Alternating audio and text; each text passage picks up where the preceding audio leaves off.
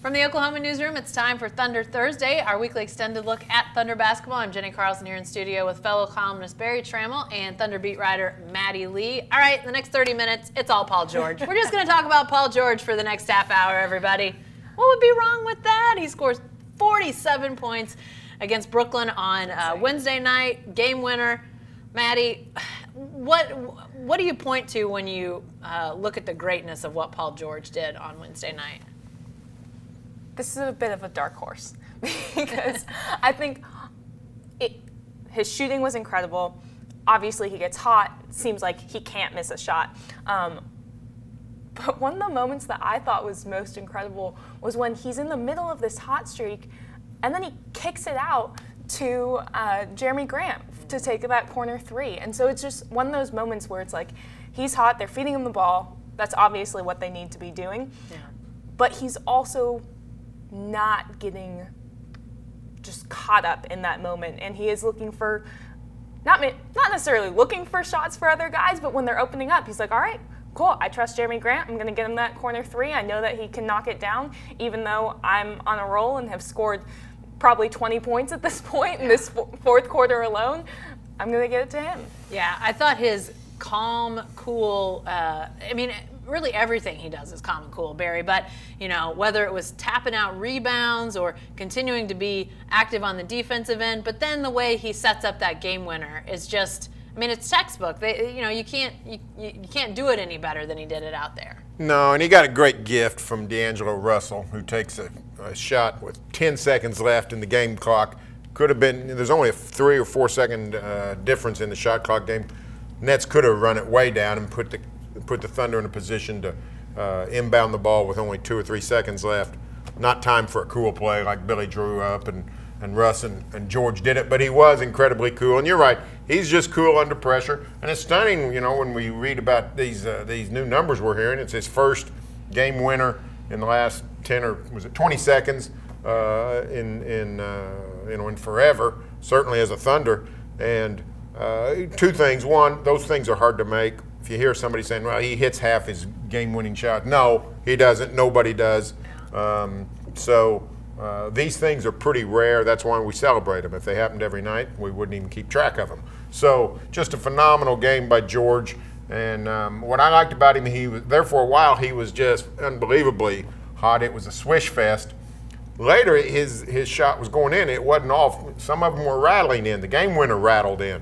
But, guys taking good shots. He didn't force any.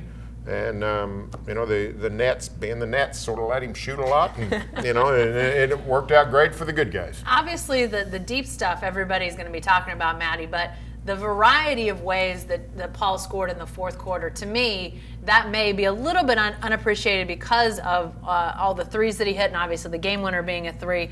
But it seemed like his variety of his offensive game was really on full display. If you just want to cut a tape of all the baskets he scored in the fourth quarter, you might see a little bit of everything. Absolutely, and I think that's why those threes are coming open for him too, because you can't just sit back and guard that three. You have to be ready. You can't just sag off of him because you know that he has all these different tools that he can use, that he can drive to the basket, he can knock down threes. And you saw that alley-oop was pretty phenomenal. Great pass from Russell Westbrook. And he's doing it all.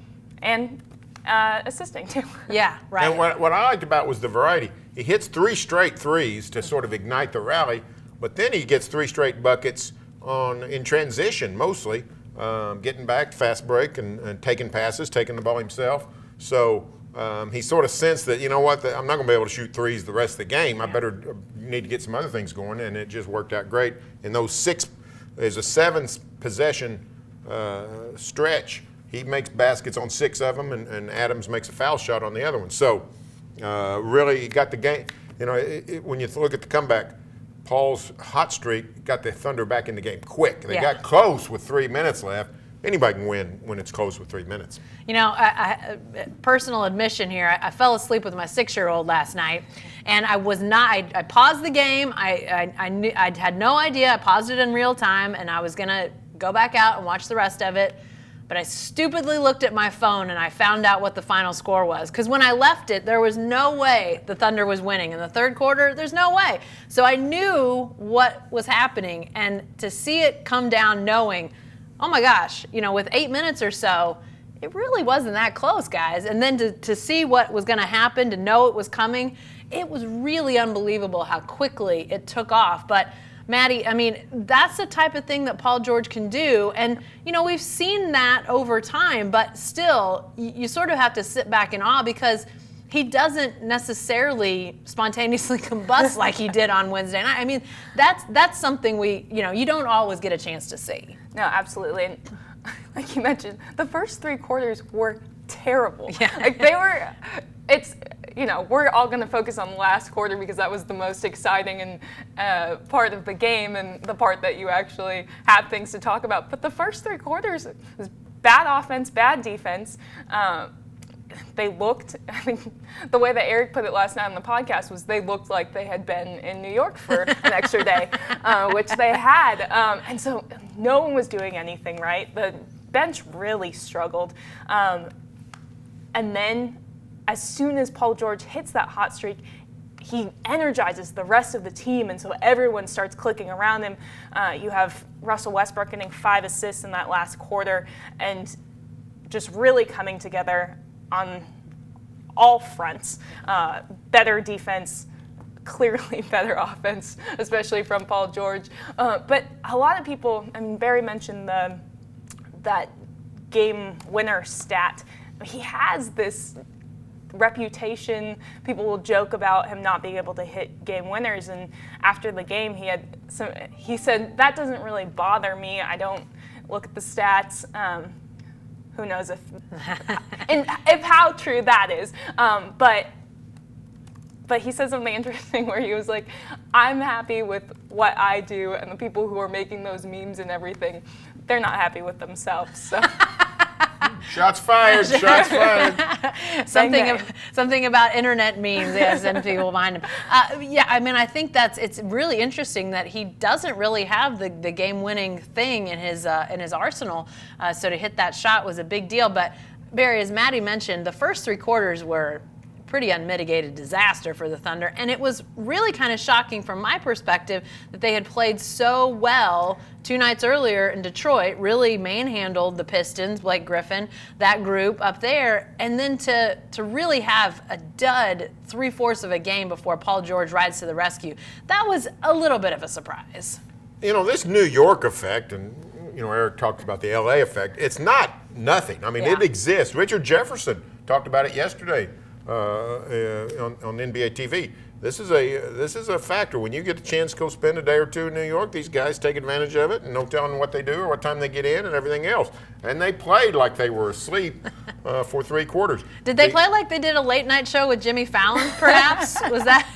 Yeah, although that was, for those of us who remember the Carson show, that was a disaster, independent of Russ. But anyway, the Thunder was awful on defense early. Yeah. And then they were awful on offense, and then they were awful on defense, and they were just awful. And I will salute the starters. They were better than the reserves. The bench was completely overmatched, and it's a very good bench. They've been playing great. But Billy had to get those guys out quick, or he's going to be way away from them. So, George just brought them back. That's what happened. Yeah. They're down. Saved them. They're down 18 with 8 minutes left, and you're going to lose 900 times out of 901. But all of a sudden he gets hot, and they give him a chance, and Westbrook gets fired up, and everybody gets fired up, and they start playing defense, and all of a sudden you got a chance to win. The Thunder needed a superhero in Metropolis, and Paul George rode in and saved the day for the Thunder. Definitely did. The bench, though, Maddie, let's talk about that for a second, because the bench has been operating with so many guys hurt and really kind of all over the place and making up for whether, it's Terrence Ferguson being hurt, then he returns, Hamidou Diallo finally returns. It was a homecoming game for him. But the bench was not good, but yet they're finally getting everybody back. I have to think there's going to be some level of consistency at some point for that group.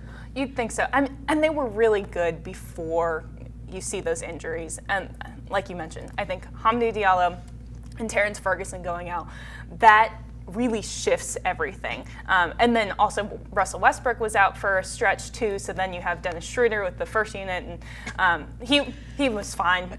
He was probably the only one in the second unit last night where you're like, oh, really good game. But yeah, so now that they have those guys back, Hamidou Diallo is finally actually playing because he was cleared to play the last few games, didn't end up going in. Now he's in, can get back into a bit of a rhythm. Terrence Ferguson has had 2 great games back, especially on the defensive end.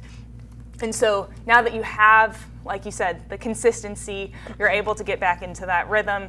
You don't have rotations just going all over the place because you had a different guy starting at shooting guard pretty much every night for a stretch of games there. So you get a little more consistency on that front. I think they're going to settle down and come back to what we saw before all those injuries where, in some games, they were the reason that the Thunder was staying in them.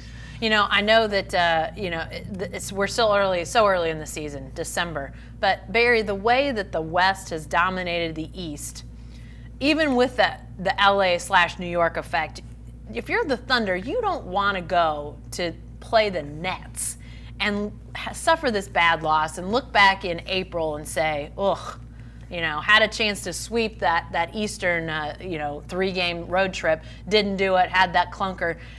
I mean, like I said, I don't want to put too much on one December game, but we know how close the West is going to be.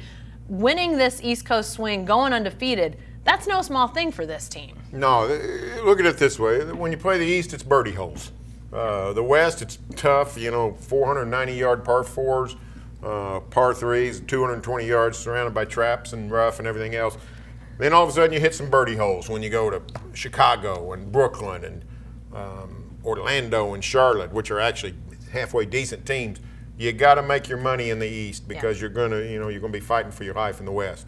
Thunder's only dropped one. I think, are they 8-1 against the East now? I think it is. So they've dropped one game against the East. That was Boston here, and Boston's actually not a birdie hole. So they've taken care of business in the East, and that's a very good thing. Now they've done it precariously. I mean, they were down 19 to Charlotte, right? Earlier in the year. Now they've come back from 23 down to Brooklyn. Here's the stat of the day for you. In the Thunder's first 921 games in history, they came back from a deficit of 19 points or more 4 times. 921 games, 4 times. In the last 25 games, they've done it thrice. That's amazing. I have no idea what's going on there. I have no idea why you're getting down to 23 to Brooklyn and 19 to Charlotte is a mystery. But when they do, at least they're coming back. Yeah. And to me, that's a very a good trait. These guys aren't packing it in. They're not giving up. A lot of times in the NBA, especially in a road game, you're down. It's 8 minutes left in the game, 10 minutes left in the game. The reserves are in. Everybody sort of thinks, maybe just let them finish it out. Yeah. Thunder's not doing that. Billy's not giving up. The squad's not giving up. Somebody gets hot, all of a sudden you got a chance. Now they've done it twice this year. And plus, they did it Game 5 against Utah last year, that historic 25-point comeback. So these guys have some resiliency. It's not just coach speak. It's not just PR fluff. These guys are proven that they're not giving up. Barry's starting to trend towards our last topic being upcoming games, talking about games at Chicago and games against the Jazz. We'll get to that in a second because we've really not talked about Russell Westbrook, who was clearly secondary to all of what was going on with Paul George last night. But Maddie, as he continues to round back into form after this ankle injury, it seems like there have been some slight adjustments to his game, things that maybe it changes as he gets healthier. Who knows? But what have you seen sort of him doing or not doing as he's continued to get back into the groove? Sure. Well, you mentioned him coming secondary, which obviously is true after a night like Paul George had, but also insane because he had a triple-double and not just barely skirted by on a triple-double, like a definite triple-double. But we saw it at Golden State. We saw it tonight where he's doing a really good job of distributing the ball and getting the ball out of his hands. I think he took 2 shots in that fourth quarter because he saw, okay, Paul George, he's on a roll. I'm going to get it to him. And I don't have to be the guy who pulls us out of this. I can let him do it. And so he has 5 assists, 2 shots, no points. And that was exactly what the Thunder needed him to do for this game. Well, there was at one point, though, Barry, where it was almost like he had to shoot the off-dribble three from the wing. It was like he couldn't stop himself from doing it. I think it's when they were down 3, I think it was a chance to That was tie late in the or game, go ahead. yeah. Yeah, it's in the last minute or two. Yeah. I will say this for Russ. It's in the same way, even when I do good and watch what I eat and all that kind of stuff. You drive me by a Sonic, I'm pulling in and having a cherry root beer. It's going to happen. If Russ has a chance to launch a 3 with the game on the line, he's going to do it. So don't hold it against him. He can't help himself. But Maddie's right. He was fantastic. He acquiesced. He acquiesced. And he didn't seem to mind. I mean, he acted like he'd won the lottery when that game was over, the way he went nuts, happy for Paul George, and they celebrated like, it was like a Class A ball at the Big House on Saturday afternoon in March. And to me, that was refreshing and a good sign. Paul George, after the game on the on-court interview with Leslie, I thought he said something really interesting. She said, hey, this was some kind of night. And, typical Thunder would say, well, we should have won and we ended. He didn't say that. He said, it was a special night. We showed something tonight. Yeah. And I sort of applaud that embracing of the moment, that this was pretty cool. Maybe it's something they can build off of. They're certainly playing well, but I thought it was a special night. And Russell's acquiescence, I mean, think about it. He passed up the game-winning shot. He could have drove it, and who's going to, they didn't need a 3. They only needed a 2. And yet he passes to Paul and sets up the play. Well, and the celebration afterwards, Maddie, I think it speaks to what Barry's talking about. They sort of had a little mosh pit almost in celebration, and it was just a regular season game in December, and yet there was clearly celebration going on. There was the mosh pit, and then Russell comes out with the water bottles and is drenching Paul George. They were so. And I mean, he says special. It was a historic night. It was the largest regular season comeback. We obviously saw the postseason comeback pretty recently, but yeah, they. As poorly as they played in those first 3 quarters, they weren't going to let that dampen Yeah. what they had done in that 4th quarter. Well, you got to play bad to have a big comeback. I mean, you can't get down by 23 points and be playing great. I mean, it doesn't happen that way. All right, guys, before we get out of here, let's look a little bit ahead. Friday night, Thunder is finishing this 3-game road swing at Chicago. Bulls are obviously in disarray after firing Fred Hoiberg. Not a good season there. Then Utah comes to town. First time that the Jazz and the Thunder have hooked up on this court this season. And then some more road games. This begins a Western Conference, drudgery. There's going to be tough games for this team. You've got at New Orleans on Wednesday, at Denver on Friday, back here against the Clippers on Saturday. You got to continue this momentum, Maddie, but the Thunder needed to get to this point with a pretty good record to sort of survive what's going to be some tough games. I mean, I have to think they feel pretty good about where they are heading into this stretch. They've got to, yeah, especially after the start to the season where they lost 4 straight, and then they come on, have had an incredible stretch since then, and are going into this with momentum. Yeah. And I feel like for the whole beginning of the season, we've been reminding everyone, so this was a great win, but let's remember this is the Cavs, remember this is the Nets, remember this is whoever in the East. And so now we get to stop doing that, and we'll see how they do match up against these good Western Conference teams. Barry, some of these teams that are coming up in this next week or so are teams we've already seen the Thunder play, New Orleans being amongst them. Saw a great matchup here. It was the night Russell Westbrook got hurt. We've seen him play the Clippers. We've seen him play Denver, on and on. What do you want to see in these games coming up? Tough stretch, but also some repeat opponents. What would you, if you're the Thunder, what would you want to emerge from this stretch of games having seen? I would like to see them remain number 1 overall in team defense. They've soared to the top in defensive rating. That's this team's ticket. They're not going to shoot their way to playoff success. They're going to have to defend their way to playoff success. And for all the heroics about George, they wouldn't have had a chance to win if they hadn't started playing defense the last 5 or 6 minutes. Brooklyn, they bottled them up.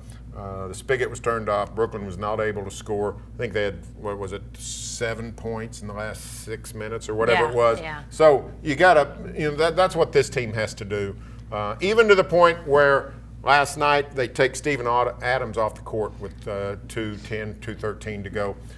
Generally speaking, here's a good rule of life. Taking Steven Adams off the court is never a good idea. I literally feel better when Steven Adams is on the court and Russell Westbrook is not than vice versa. Same with Paul George. I don't like watching the Thunder when Steven Adams is not on the court. I just don't feel safe. And yet, because of what Brooklyn was doing, Terrence Ferguson enters. They switched everything, sort of stopped the Brooklyn penetration. And they get out with a victory in which they played great defense down the stretch. Keep playing good defense during this stretch of Western Conference teams. Everything's going to be fine. Well, and a couple games coming up. I don't think Steven Adams will be coming off the floor when Rudy Gobert's on the other side of the floor. I don't think you'll see him coming off much with Anthony Davis on the court. I mean, there's some big time matchups here coming, Maddie. And like you say, this team has great momentum. If they get to the end of the month and they're, say, I don't know, what's the mark? I mean, maybe not win-wise, but if they're still in that second, third range in the Western Conference, I mean, is that where they need to be? Or is that where they want to be? Is that too low? Is that too high? How does that all shake out in your mind when we're sitting here in another month? Yeah, no, I think if you are, like you said, in that second, third range, you're feeling pretty good. I think they can have a nice stretch here. Granted, like Barry said, they do continue playing defense. Defending the three-point line has been a huge emphasis for them this season, which they did not do a good job of at the beginning of this game. So if they get back to that, are able to defend the three-point line, are able to get a few wins here, they could drop one and still feel pretty good. So, yeah, I think get a couple and you're feeling great. All right, guys, lots of big games coming up. We'll continue to cover game by game, obviously. We'll be back Thunder Thursday as we go throughout the year. So be sure to stay with the best coverage team anywhere at newsok.com and every day in the Oklahoman.